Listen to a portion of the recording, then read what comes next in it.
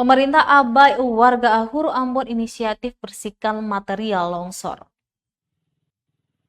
Warga gotong royong membersihkan material longsor dari talut di Kampung Ahuru THR 2 Kecamatan Sirimau, Kota Ambon pada Kamis 12 Agustus 2021 kemarin. Dari pantauan tribunambon.com, warga bahu-membahu membersihkan material longsoran talut dengan cara menghancurkan patahan talut. Warga hanya menggunakan martil untuk menghancurkan patahan talut. Setelah itu, material diangkut menggunakan gerobak dan dibuang ke samping jalan yang sudah berlubang akibat air hujan.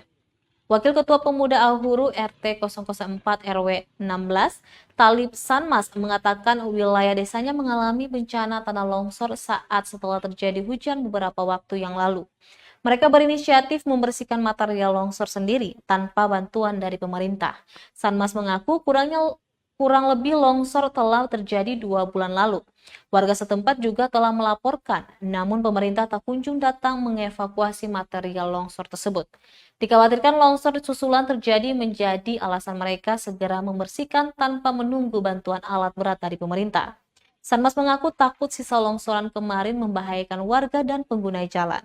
Dia juga meminta warga yang melintasi jalur tersebut agar berhati-hati karena takut longsoran susulan terjadi.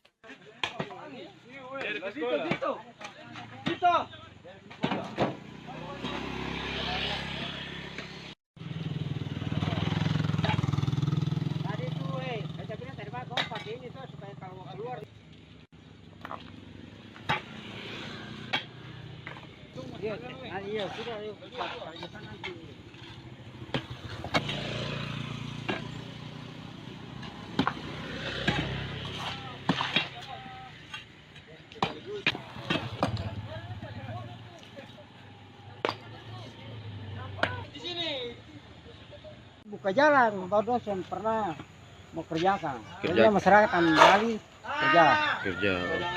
Daripada air nanti bikin jalan-jalan ada lagi. Lambat kendaraan lewat.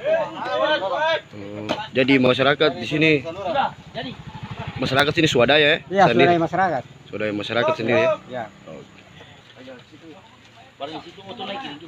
Buang aja sisa ya, lubang.